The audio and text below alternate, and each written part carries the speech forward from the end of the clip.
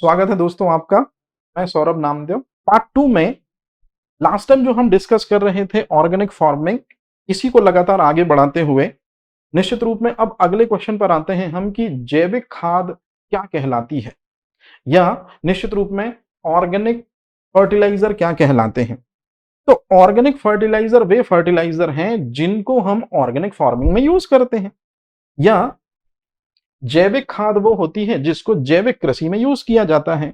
और मेरी बात बड़े ध्यान से सुनिएगा, जैविक कृषि में जैविक खाद को हम इसलिए वर्तमान समय में ज्यादा तवज्जो दे रहे हैं क्योंकि जो रासायनिक खाद है जैसे यूरिया है, डीएपी है, इनके ज्यादातर इस्तेमाल से सॉइल की फर्टिलिटी लगातार डिक्रीज होने लगती है। और कुछ खेत तो ऐसे भी हैं जो बिल्कुल पूरी तरह से बंजर हो चुके हैं। तो इसलिए गवर्नमेंट अब कह रही है कि रासायनिक जो खाद है उनका इस्तेमाल मत कर दो, इस्तेमाल कम करो, जितना हो सके उतना कम कर दो और उनकी बजाय आप जैविक खादों का ज्यादा इस्तेमाल कीजिए या निश्चित रूप में ऑर्गेनिक फर्टिलाइजर को प्रमोट कीजिए। तो सवाल पैदा होता है ये जैविक खाद हैं क्या? अब ध्यान से समझिएगा। जैविक खाद के दो उदाहरण मैंने आपके सामने दिए हैं।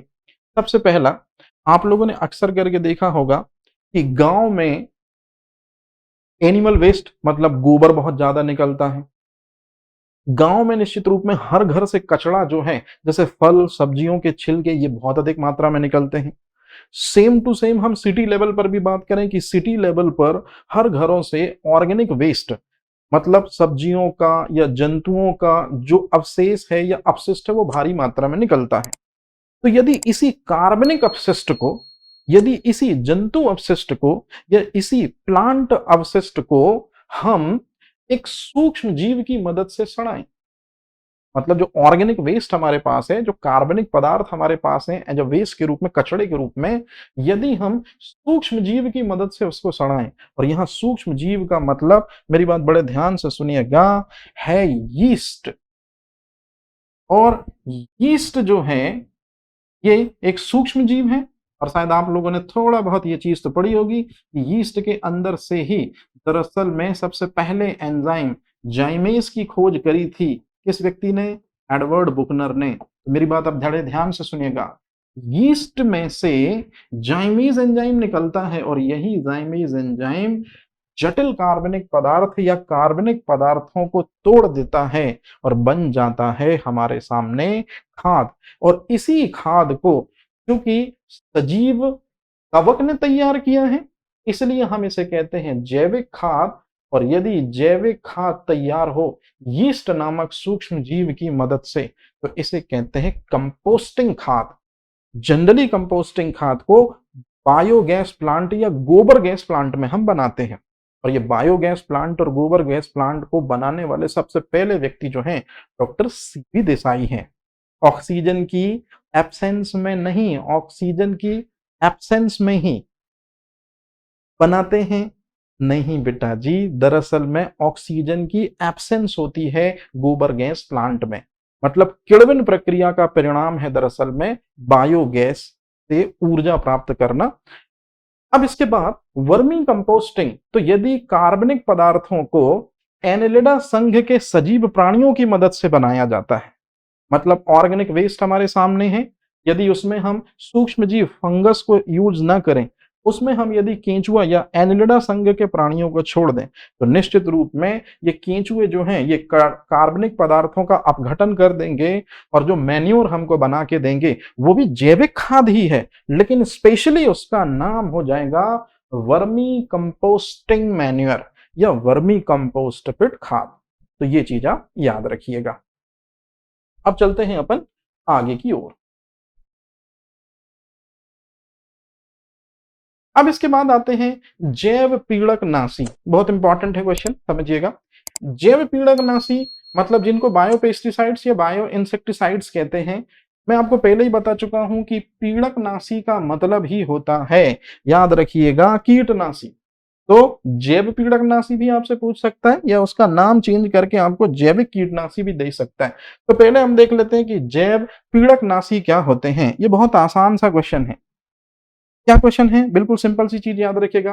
लाइफ में कहीं पर भी आप अगर जैव शब्द सुनते हैं तो इसका सीधा सा मतलब है अब लिविंग ऑर्गेनिज्म मतलब सजीव, ये चीज आप याद रखिएगा। तो जब सजीवों का उपयोग करके हम कीड़ों को, यहाँ कीड़ों का मतलब कीट से है या इंसेक्ट से है, जिनके 6 लेग होते हैं और जो सॉइल को दरअसल में या पौधों को जो नुकसान पहुंचाते हैं उनको किल करते हैं। तो याद रखिएगा कि सजीवों का प्रयोग करके यदि हम कीटों को मारते हैं तो आप अच्छे से देख लीजिए कौन से सजीवों का उपयोग किया जाएगा जिनसे कृषि को नुकसान पहुंचाने वाले इंसेक्ट को डिस्ट्रॉय किया जाएगा। यही सब कहलाएंगे जैव पीड़कनाशी, या इन्हीं को कहेंगे हम जैविक कीटनाशी। तो जैव पीड़कनाशी या जैविक कीटनाशी का मतलब होता है कि सजीवों का इस्तेमाल करके यदि हम कीटों के नंबर को कम करते हैं या कीटों के नंबर को नियंत्रित करते हैं या कीटों के नंबर को कंट्रोल करते हैं तो उसे हम जैव पीड़कनाशी कहते हैं। अब जैव पीड़कनाशी कैसे करेंगे पेस्ट को कंट्रोल? तो चलिए आइए अब हमको चलना होगा ट्रांसजेनिक क्रॉप में, परजीनी फसलों की दुनिया में। ट्रांसजेनिक क्रॉप या परजीनी फसलें वे फसलें होती हैं जिनमें आउटसाइड स्पीसीज या बाह्य प्रजाति के जीनों को डाला जाता है प्लांट सीड के अंदर और फिर ट्रांसजेनिक क्रॉप या जेनेटिकली मॉडिफाइड क्रॉप या परजीनी फसलें तैयार की जाती हैं। तो मेरी बात ध्यान से सुनिएगा, आपने कभी नाम सुना होगा बीटी बैंगन और बीटी कॉटन। तो बीटी बैंगन बीटी कॉटन ये दोनों के दोनों जो फसलें हैं, ये दोनों के दोनों फसलें जो हैं ये बायोपेस्टिसाइड्स की मद ही हैं दरअसल में, या कीटों के प्रति प्रतिरोधी हैं ये फसलें। मतलब इंसेक्ट अटैक से बचाने के लिए दरअसल में एक इंसेक्ट जिसका नाम है बुलवर्म या सुंडी, उससे बचाने के लिए दरअसल में बीटी बैंगन और बीटी कॉटन को हमने डिजाइन किया था। मतलब ये प्लांट खुद ही दरअसल में बायोपेस्टिसाइड्स के जैसे महत्वपूर्ण भूमिका निभाते हैं। तो कैसे बना बीटी बैंगन, कैसे बना बीटी कॉटन, मैं आपको बताता हूं। सबसे पहले बीटी बैंगन और बीटी कॉटन को बनाने के लिए हमको लेना पड़ा एक बैक्टीरिया जिसका नाम है बैसिलस thuringiensis, इसी को कहते हैं बीटी, याद रखिएगा। तो बैसिलस thuringiensis जो बैक्टीरिया है, मान लीजिए ये बैक्टीरिया है हमारे पास में, ये बैक्टीरिया है। तो बैक्टीरिया के अंदर जो जेनेटिक मटेरियल होता है वो सिंगल स्ट्रैंड होता है। तो ये मान लीजिए जेनेटिक मटेरियल है, इस जेनेटिक मटेरियल में इतना सा पोर्शन हमने कट किया। तो जेनेटिक मटेरियल में से यदि आप कुछ पोर्शन कट करते हैं तो यही कहलाता है दरअसल में जीन। लेकिन इस जीन का एक स्पेशल नाम है, इसे हम कहते हैं क्राइवन एसी जीन।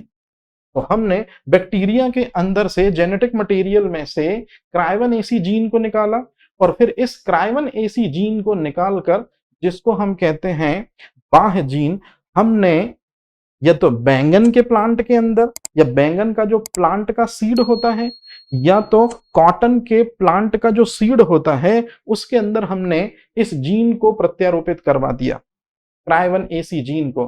तो जैसे ही सीड के अंदर पहुंचा ये जीन, तो फिर ये जीन जो है ये इस सीड के अंदर ये प्रोटीन पैदा करेगा, बीटी टॉक्सिन प्रोटीन। और याद रखिएगा यदि सीड ही टॉक्सिन वाला हो गया तो सीड से ही प्लांट तैयार होता है, तो पूरा प्लांट जो है वो टॉक्सिक हो जाएगा। और जब एंड टाइम पे उस प्लांट में फसल आने की होगी या फ्लावर आने को होंगे या फ्रूट आने को होंगे और एक इंसेक्ट है जिसका नाम है सुंडी या बुलवर्म, जब वो अटैक करेगा तो जब वो बीटी बैंगन या बीटी कॉटन के इंपॉर्टेंट पार्ट को खाएगा तो इस जहरीली प्रोटीन के कारण, बीटी टॉक्सिन प्रोटीन के कारण जो ये वुल्वर्म कीट है वो मर जाएगा।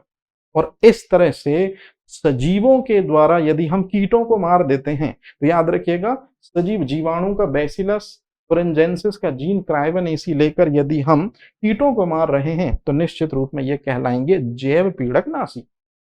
इसी तरह से एक जीवाणु और हमारे पास में बैसिलस स्पाइरिकस, इस जीवाणु के अंदर में से भी एक जीन निकालेंगे हम और वो जो जीन है वो निश्चित रूप में टॉक्सिन प्रोटीन पैदा करेगा और इस टॉक्सिन प्रोटीन के कारण क्यूलेक्स मच्छर, मादा क्यूलेक्स फैटिगेंस का नाम आपने सुना होगा और मादा एनाफिलीज मच्छर का नाम आपने सुना होगा जिसे एशियन टाइगर मच्छर कहते हैं, इनके नंबर को कम किया जा सकता है।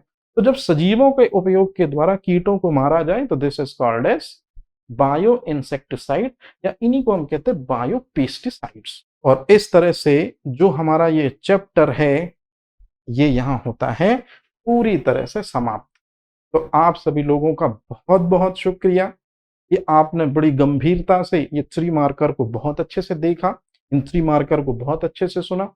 निश्चित रूप में इसमें और भी जो क्वेश्चन बन सकते हैं 5 मार्कर में या 11 मार्कर में, तो क्वेश्चन सीधा-सीधा बनेगा, हरित क्रांति क्या है? उसके सकारात्मक, नकारात्मक प्रभावों पर चर्चा कीजिए।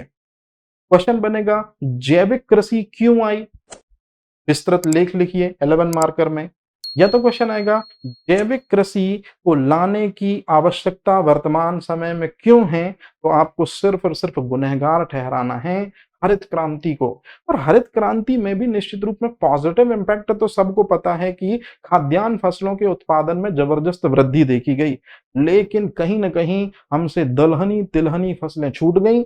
और सबसे महत्वपूर्ण चीज, जिस वजह से हरित क्रांति आज कटघरे में खड़ी है अपराधियों की तरह, रसायनों का भरपूर प्रयोग हमने करना शुरू किया था। इसी वजह से पूरे खेत जो है रसायनों के उपयोग से हो गए जहरीले, मतलब खेत जहरीले हो गए, मतलब खेतों की जो मिट्टी है वो दरअसल में हो गई जहरीली। तो इसी वजह से कई लोग हरित क्रांति को जहरीली खेती भी कहते हैं।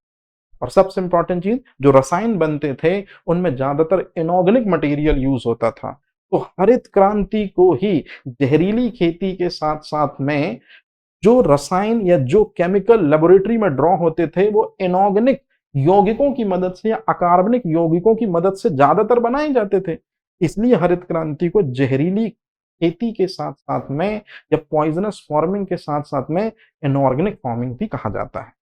तो ये एक छोटा सा ब्रीफ था। निश्चित रूप में आप लोगों को बहुत ज्यादा इसमें से बेनिफिट मिलेगा। आप इसी तरह से अपनी तैयारी कंटिन्यू कीजिए। Thank you very much.